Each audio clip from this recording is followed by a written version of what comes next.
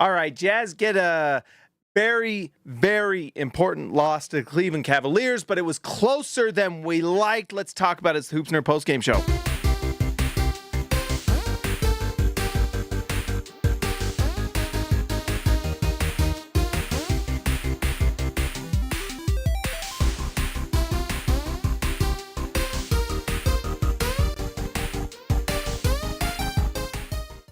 All right, guys. So the Jazz get the loss. I'm not as mad tonight. I am a little worried, though, because my gosh, were the Jazz closer in that one than we wanted to be. They were winning in the first half. It was looking close in the second. And I didn't see how many games the Cavs had played before this. So the Cavs very well may have been very tired. But this was much closer than you would have wanted. The Jazz played this one close. And there's some things I'm worried about, even still. After the last game, still worried, still wondering, still talking to myself at night. People are asking themselves, what is that guy talking about? Why does he do that? Why does someone 5'8" still wear things like that? I don't know. But that's what was going on. All right, let's talk about the Cleveland Cavaliers. Honestly, not super impressed by this Cavaliers team. Not super impressed. This team is supposedly going to challenge the Boston Celtics, and you're barely able to stay ahead of the Utah Jazz. Is that the case? Because what I saw tonight was a lot of shades of the Jazz of 3 or 4 years ago with Donovan Mitchell and late game offense not being good enough and not hitting shots. So I wasn't super impressed. Now, it could be it was just an off night. Could be that the Jazz just played them well. But I tell you what, one of the things that made this Cavs team struggle in the playoffs was the fact that they couldn't rebound against Mitchell Robinson against the Knicks that one season, or that one postseason. Was it last postseason? I can't even remember. Time flies. But that was happening tonight. Walker Kessler dominated Jarrett Allen and Evan Mobley.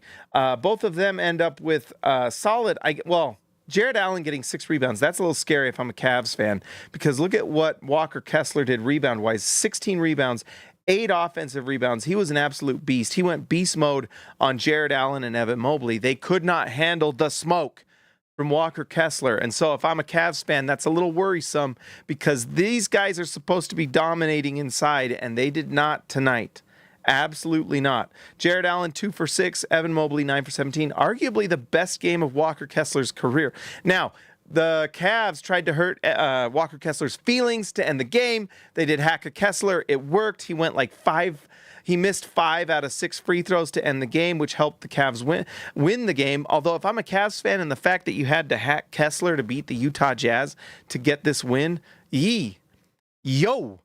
that's not great. But anyways, Darius Garland, he's really good, efficient offensive player, really solid tonight, 23 points, 8 assists. And then we all know, as Utah Jazz fans, Donovan Mitchell, 22 points, 7 assists as well. I mean, solid game from the Cavs. They just didn't get anyone else out of their top 4. And Utah, honestly, outplayed them in a lot of ways. All right, let's talk about the Utah Jazz. Let's go into the stats a little bit, but let's just talk about it for a minute. I mean, this Jazz team is playing well, and they're getting better. Will Hardy is an incredible basketball coach. Anyone who in your timeline at any time in the last 2-3 seasons talked badly about Will Hardy, delete those people. They're not intelligent people. Those are people that are probably eating sand in their backyard, and you don't even know about it, right? They're probably out there doing things like getting salmonella because they don't know that you cook your food before you eat it. Those are the people saying that you should get rid of Will Hardy. Well, those people are incorrect, and they're probably a danger to society. Sadly, they get to vote. But they do need to, it is teaching you one thing. You can ignore those people because Will Hardy is an incredible basketball coach. This team just continues to get better. They're playing well, and there's some issues with that. You don't want this team winning these games. You want to be developing youth, and that's why we're starting to see a dichotomy of what this Jazz team is trying to do. There is absolutely a reversion to what they were doing last season, and I don't like it. It's a reversion, and it's a perversion, and I don't like it. It's got to get better. It's got to change, and things got to get better. with this Jazz team and their focus. They don't have their eyes on the prize right now. They got their eyes on the pies for Christmas, right? They need to have their eyes on the prize. That prize is Cooper Flagg. Do not lose sight of that. Do not lose sight. And this Jazz team is losing sight. They're getting absolutely hoodwinked by shiny things and small little victories. Well, guess what? Those small little victories lead to long-term pain. Don't do it. Don't do it. If the food in your fridge, it looks good and you don't want to go to the store because you saw that it was expired, don't eat it. Don't eat it. It's not worth it. Short-term satisfaction, long-term sadness, and bathroom breaks, okay? That's what the Jazz are doing. That's what they're giving me is bathroom breaks. I don't want this. So, Lauri Markkanen goes 7 for 21. He actually was actively not very good in this one, minus 15. Utah actually was the bench. This is a weird game, not a dichotomy. This was a weird, bizarro Jazz game because for the majority of this season, it has been the bench that has lost them games. In this one, it was the bench that kind of put them in this. We had a really nice Jordan Clarkson game. Look at that, 60% from three. He got 11 free throws, made 10 of them, 27 points, 6 rebounds, 5 assists. It was a nice Jordan Clarkson game. He played well. Lauri Markkanen did not shoot the ball well in this one. I guess from three he did. We've really proven that Lauri Markkanen is a very good three-point shooter. I don't know if anyone else had any questions about that, but he has been proving it this season. I think he's actually having the best three-point shooting season of his career. Now, from two, not so good. It is crazy how many little mid-range shots he cannot hit. It's crazy. It is not it. But he did have 26 points, 7 rebounds, 1 assist. Pretty solid stuff. Micah Potter got the start in this one. He goes 4 for 7. He was hitting his threes, 3 for 6. Really solid stuff from Potter. 7 rebounds, 2 assists. He was pretty good. He's a rotation player in some teams and systems. He definitely is for the Utah Jazz. Walker Kessler was arguably, no, I don't think he was arguably. He was the best player on the floor tonight was Walker Kessler.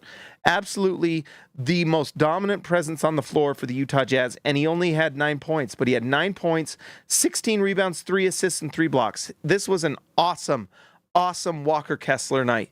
And honestly, he's proving himself to be one of the players the Utah Jazz want to keep. I don't know how many else the Jazz should keep because they got to start figuring out what they're going to do to get their cornerstone player on this team.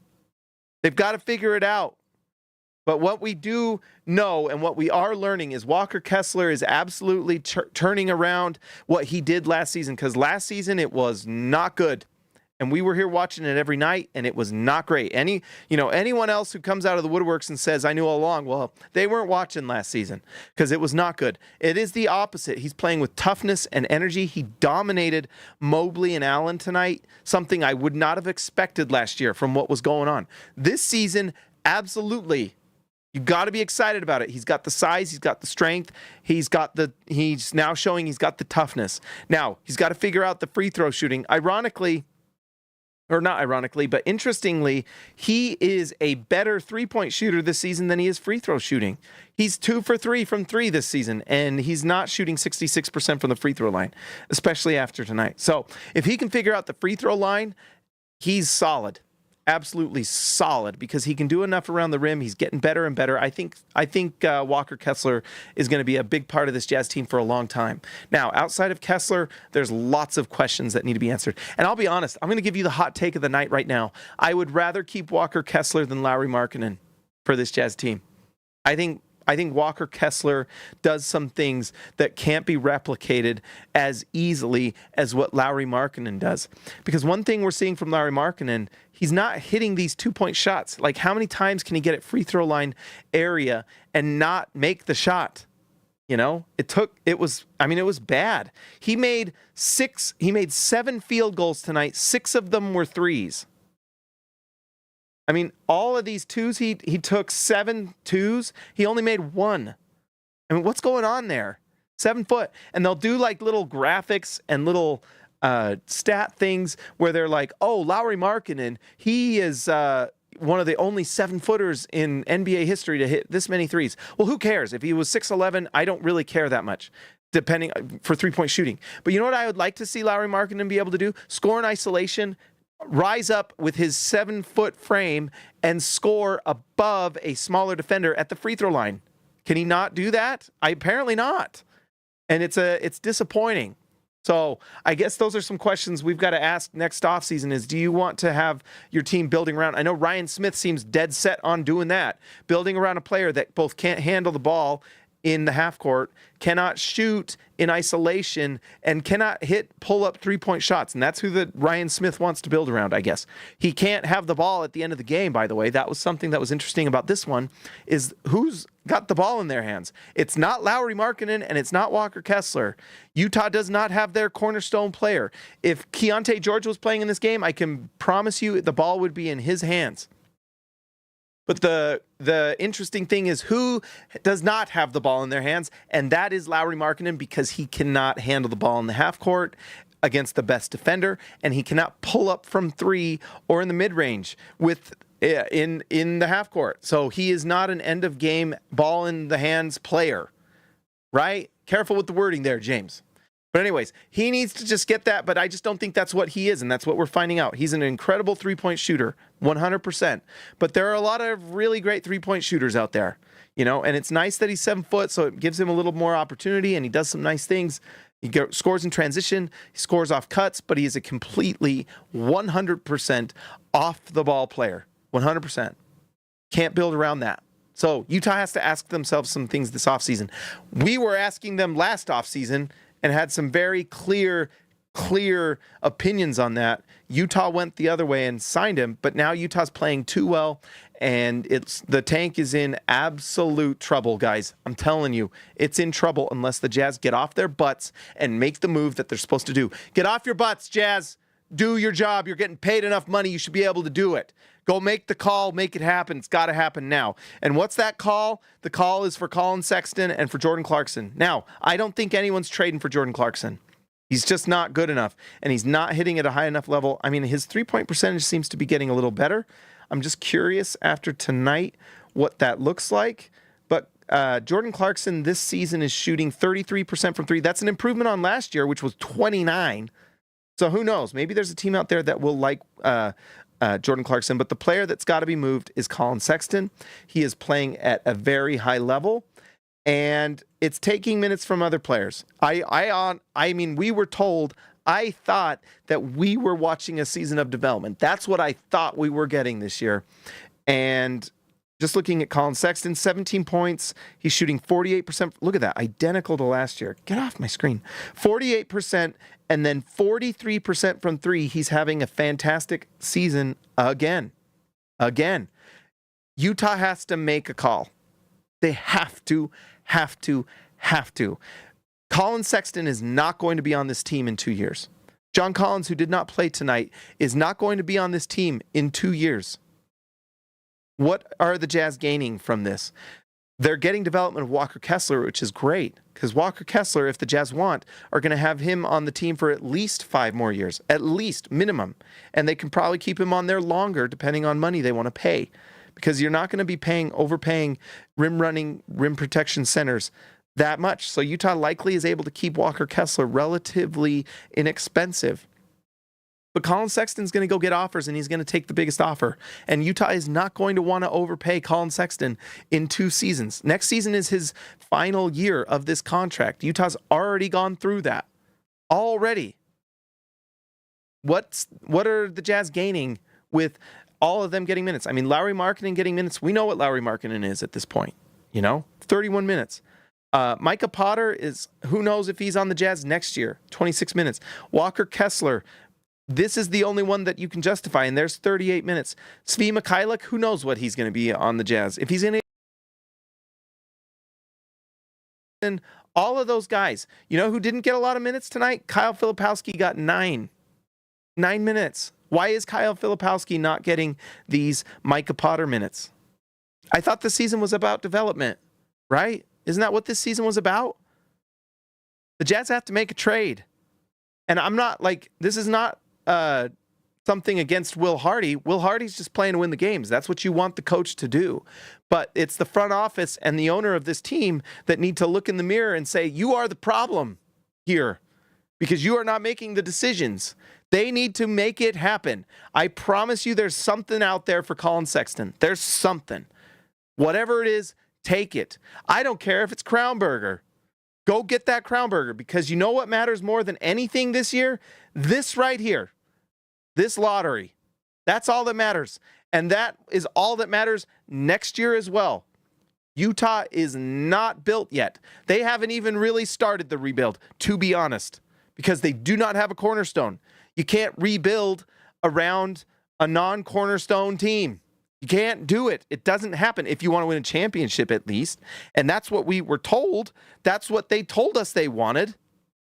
But that's not what's happening. So anyways, frustrating. I mean, it's nice the Jazz lost, but they were close in this one. Too close for comfort. I don't like it. They are going to absolutely go beat some of these other Eastern Conference teams. They can try and rest all they want. That's not going to do it. What they need to do is make the trades. Make it happen. And the one you got to do is Collin Sexton. I don't know if it's probably Ryan Smith at this point. It's the only explanation I can, because more owners have more impact on teams than anyone realizes. And every bad decision the Jazz have made since Justin Zanik has been on here has been Ryan Smith involved. Every single bad one. And that includes the Derek Favors trading away a first-round pick to have someone take his contract. That was Ryan Smith and Justin Zanik. That wasn't Dennis Lindsey. You can't blame Dennis Lindsey for that. We can blame Dennis Lindsey for the picks he made that last year with I forgot his name, but for not picking Desmond Bane or McDaniels. But you can't blame Dennis Lindsey for Ryan Smith and Justin Zanik making the decision to move Derek Favors and give a first-round pick to do it. That's Ryan Smith. And Ryan Smith's the one that wanted Jordan Clarkson on the team that they cannot trade. Right? Now my question is Ryan Smith the one not letting him trade Collin Sexton or Lauri Markkanen? Certainly seems like it. Come on. If any of you know Ryan Smith, tell him what he's doing wrong. Tell him. Tell him Hoops Nerd told you and sent you. Tell him. It's important. This has to change. We cannot do this. We cannot have a team that is going to lose this many games. We cannot be this close. We cannot be this close and then not go all the way. Are you kidding? You wouldn't run a race and then quit just short of the finish line, right? Right? We can't do this. You've got to do it right. You're so close to getting it right, Ryan. You're so close to figuring it out. And I know he's probably Facebook fan level fandom here. It seems like that's what we're dealing with. I'm sure Ryan's on those Facebook boards talking about the latest waiver wire guy and how the Jazz should probably try and get him like every other Facebook fan does. But that's not how it works. And we're not on that level, right? We're trying to be a championship team. We're not trying to be the Sacramento Kings, who, by the way, have lost 4 in a row. They're the team that keeps trying to get all the latest players. Remember when David Locke was slanging whatever it was that the Jazz front office were doing? David Locke, Mr. Trotsky for the Utah Jazz. He was out there saying that Utah, maybe they should think about DeMar DeRozan. Well, guess who got DeMar DeRozan? The Sacramento Kings, and they thought it would make their team better. Instead, look at what the Sacramento Kings are doing. They can't win a game even though they're trying as hard as they can to. They've lost 4 in a row. That's who Ryan Smith, is that who Ryan Smith wants to be? You want to be the Sacramento Kings? Is that what you want? You know who else does that same thing, that never worries about draft position and always just tries to do the next best shiny little thing? The Chicago Bulls, 13-17. Is that who we want to be? Is that who you want to be? Because that's what it's looking like with this Jazz front office right now. They have got to make the trades, and then I'll shut up. I'll be quiet. I'll stop being annoying. But until then, you are going to have this canary in this coal mine chirping, chirping, chirping, chirping, chirping. All right? It's got to happen. I don't want to hear it anymore. They've already screwed it up to this point.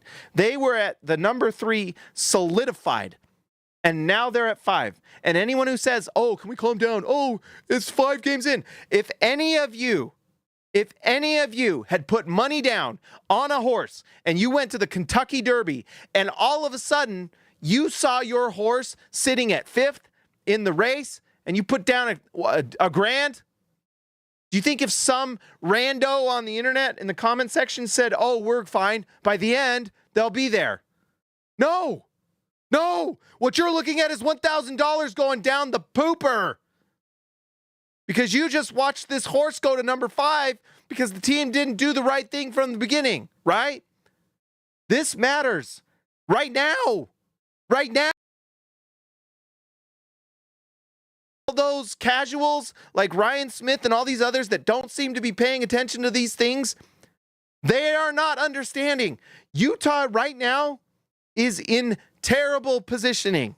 Terrible. This comes down to a coin flip. Do you really want to put the future of your franchise on a coin flip? If Utah can just solidify this third spot, then that's going to be, I guess, going to have to be good enough. The Jazz could have been the number 1 easily, if they traded Lauri Markkanen and gotten 3 future first-round picks.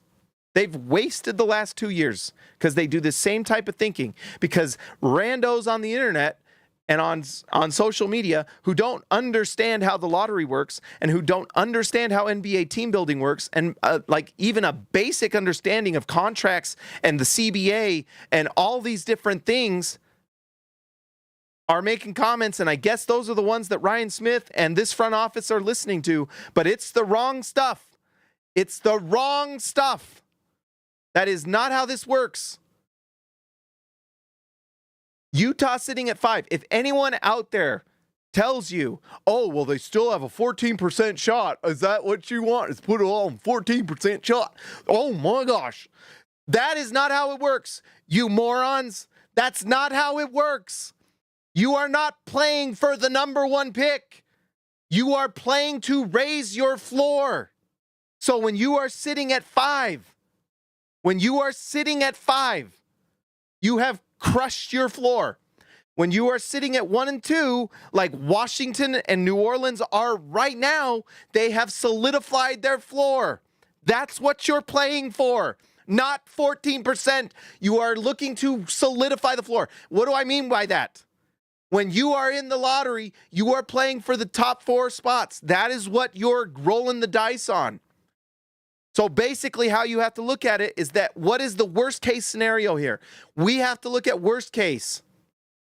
And worst case for Utah is they drop to 9 now, right?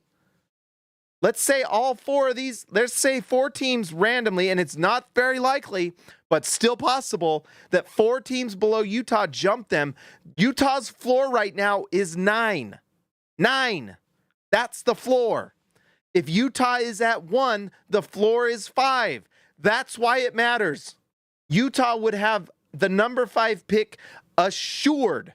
Assured. There is no way you don't get at least the number 5 if you are at the number 1. That's what you're playing for. That's what people are talking about. Not just hope we get lucky. No.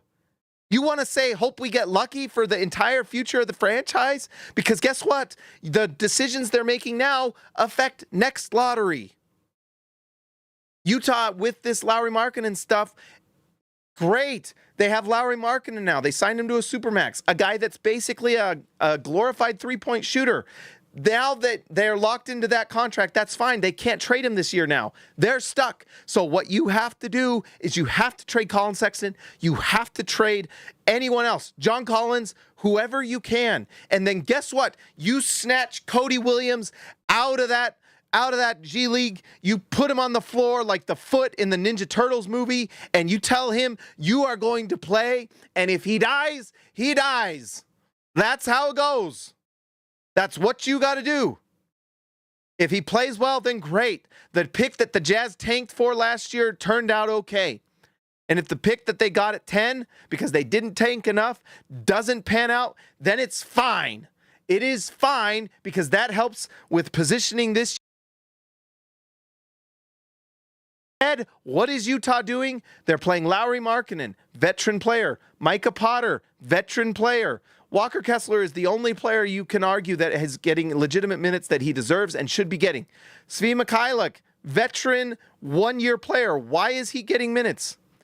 Collin Sexton, veteran, rotation NBA player. Jordan Clarkson, veteran NBA rotation player. These are the guys getting minutes. And I get it. Taylor Hendricks got hurt, and he was getting minutes to start the year. What is going on with this team I love? Who is making the decisions up there? What's going on? It certainly seems like the Emerald Tower in Oz is not looking super realistic and not looking like they're making good decisions for the betterment of the team. They are not. They have to do this right.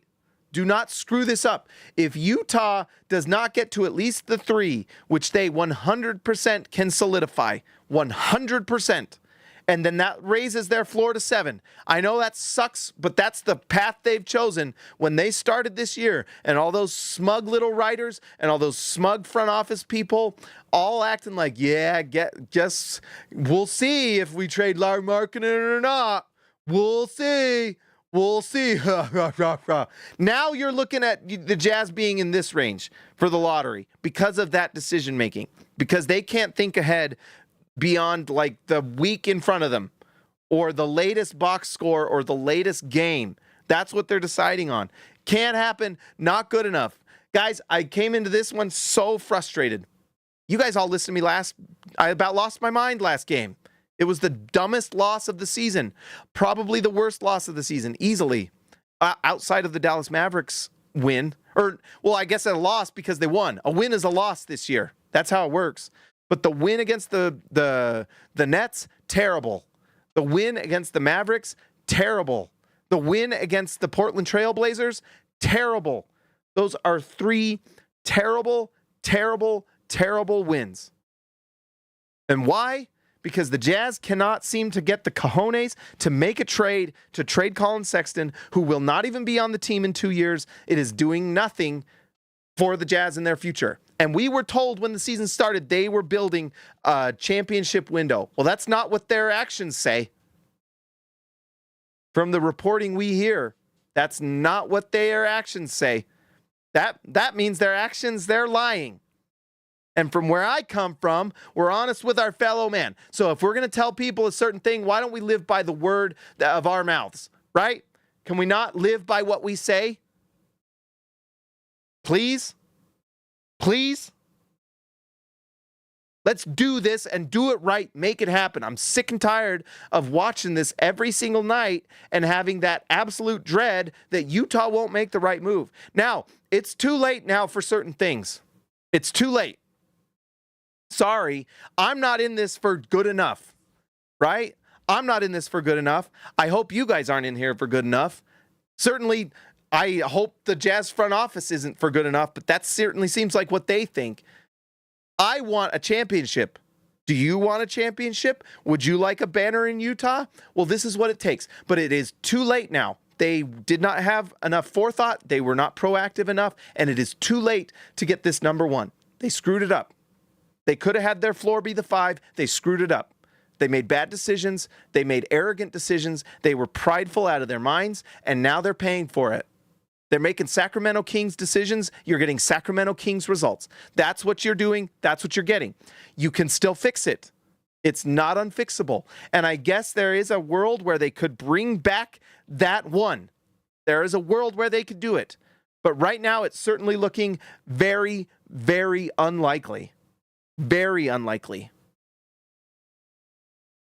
And that's all we've been asking for years. Some forethought, an actual plan, something to actually work towards. And they just keep making little short-sighted decisions game after game. Ryan, if you can't figure it out, go watch the hockey team. I'll come in the freaking front office.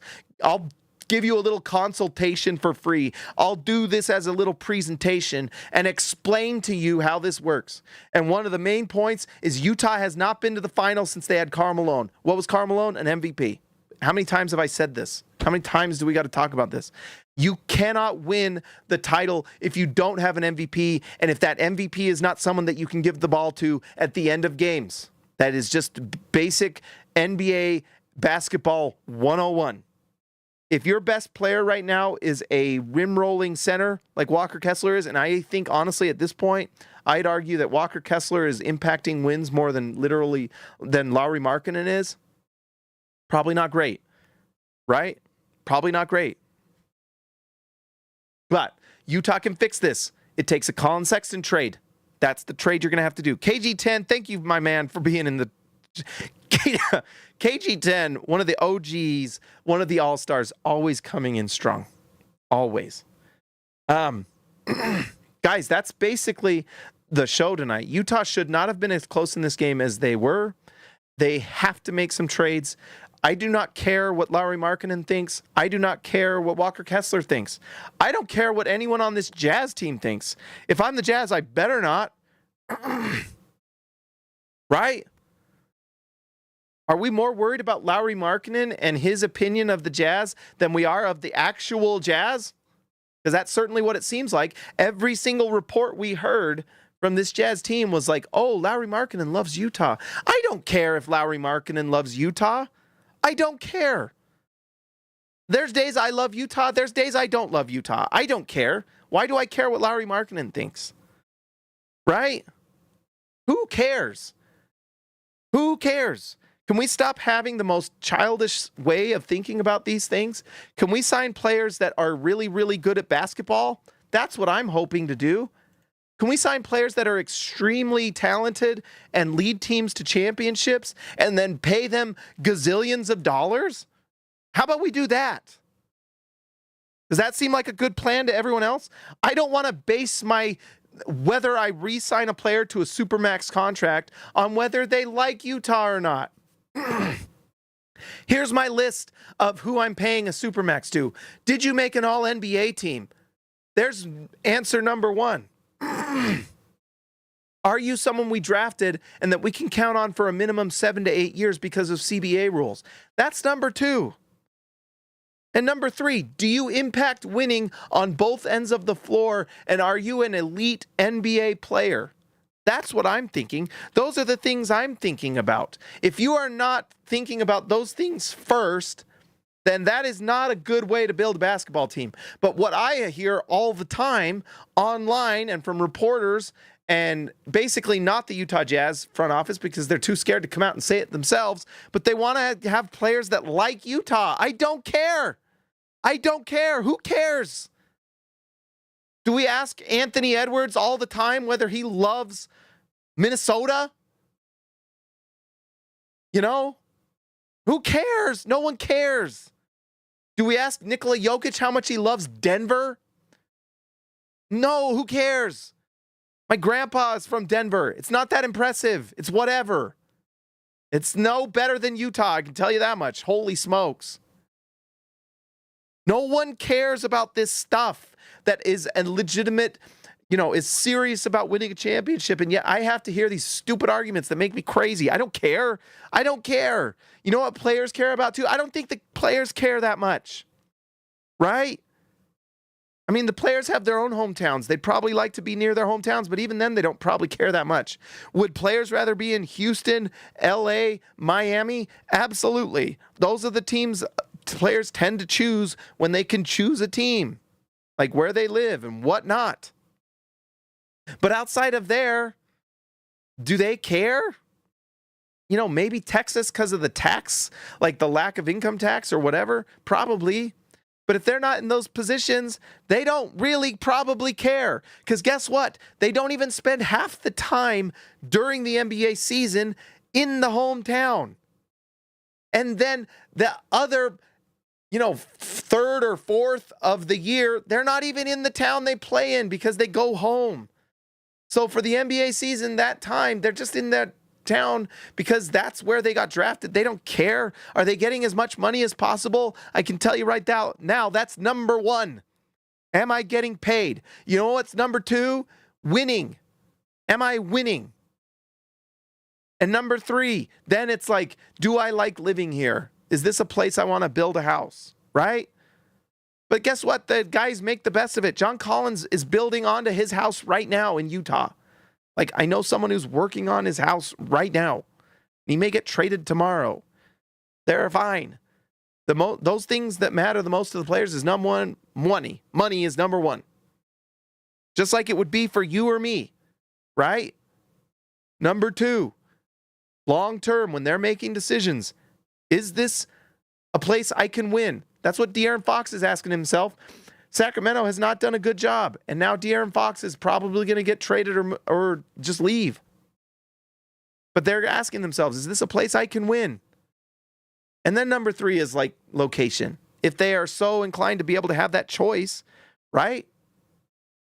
That's how it works. But in Utah, we have to have them like Utah. We have self-esteem issues, I guess, as a fan base. Why? Who cares? Grow up.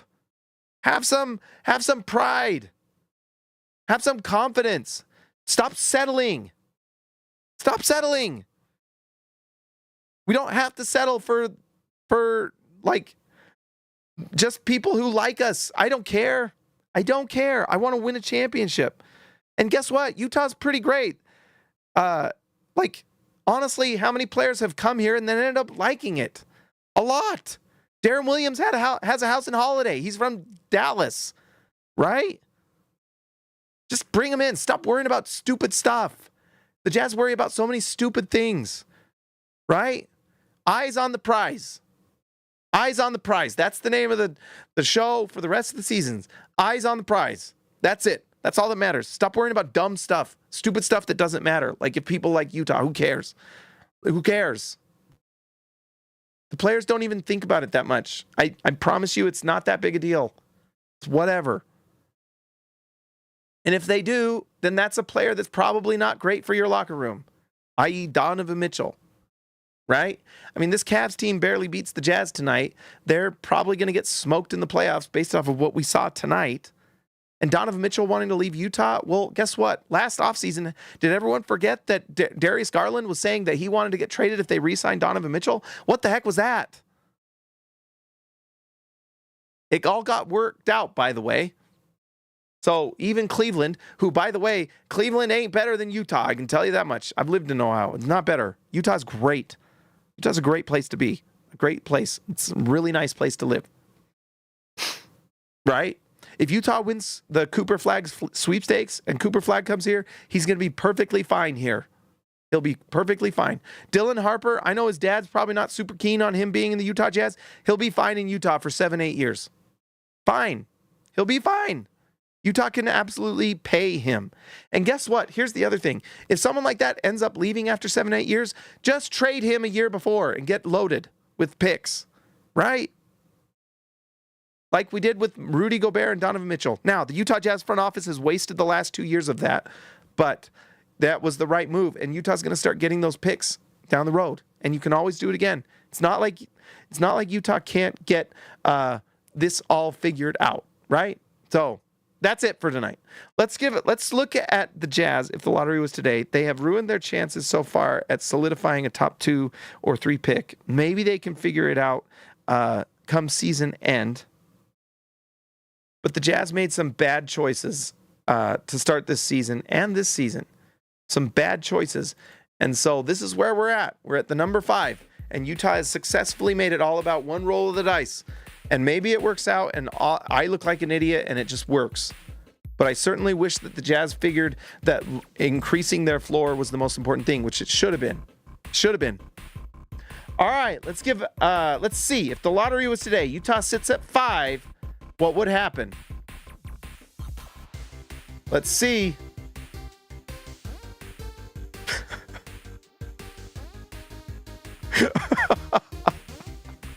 Utah wins the number 1 pick again. Every single night I criticize the Utah Jazz front office. We win the lottery. Last game we won the lottery. Tonight we won the lottery. I guess what I'm going to do is criticize harder. So we win that pick. Utah just got Cooper Flagg. I can't believe it. The gods mock me. Well, there you go. After all that, after 39 minutes of complaining, the Jazz win the number 1 pick and get Cooper Flagg anyway. Oh my gosh. This happens basically the last two nights. I guess I just gotta complain because that's what gets us the KG10 to TH5, $2. You criticize, we execute. Love Ryan. I can't believe it. I'd be mad, but it makes me happy. Seeing that Jazz on the number one right there, that does it for me. By the way, a side note, Minnesota lost again tonight. And I don't know if the stupid Sacramento Kings can figure things out, but man, is this interesting to start watching. I'm like, what are these ads on? Anyways, Minnesota getting the 12. That's amazing. If they can start rising, I mean, who knows? Philadelphia might be able to overtake Minnesota. Wouldn't that be incredible? Detroit. But Minnesota right now is at 500. We need one or two of these teams to start losing because each time Minnesota loses, an angel gets its wings this Christmas season. But you guys, look at this. Utah has the number 12. That's more ping pong balls. Look at that. There's a 7.1% chance of that getting to top 4. Is that remarkable or what? And I think this is sustainable. And they are one injury away from being in absolute catastrophic territory. So that Rudy Gobert trade is really the trade that keeps on giving. It got us Keontae George, who's looking like the best part of this tank so far. And, Utah got number 9. I don't know. I don't want to talk about it anymore. All right, super big shout out to KG10 to TH5, mini sinking Tank Wolf. Absolutely. And that pick is going to be nice. Look at this. Oh, we didn't look at the mock. So look who we get for that number 1 pick. Oh, isn't that so nice? Cooper Flagg in a Utah Jazz jersey. And then Will Riley, sharpshooter from Illinois. You know, someone always drops. Look at that. Trey Johnson at 7 in this draft. Unbelievable. He's going to be so nice. I don't know how. I mean, he may just be a shooter, but oh my gosh. Ace Bailey. Guys, I'm really happy about Cooper Flagg being on the Utah Jazz. It makes me really happy. All right, let's give a shout out to the All-Stars. Thank you guys for your support and listening to me complain and yell and scream every single night. I appreciate it immensely. Especially the All-Stars. You guys are everything to me. Let's give a shout out to Ryan Edward Perry, the legend. Baby Elliot Matson, see you, Alexa Later, Christian House Money to Haas, the Outlaw Jesse James Nelson, Jordan the Goat Besterol, Austin R. Grant, Editor Extraordinaire, KG10 to TH5, and Patrick Kubo, the Connoisseur. Guys, that's all I got for you tonight. Make sure you like and subscribe to the channel. Share it with your friends who are Jazz fans. Let them know this is the way. As they say in The Mandalorian, this is the way. I will talk to you next time, guys.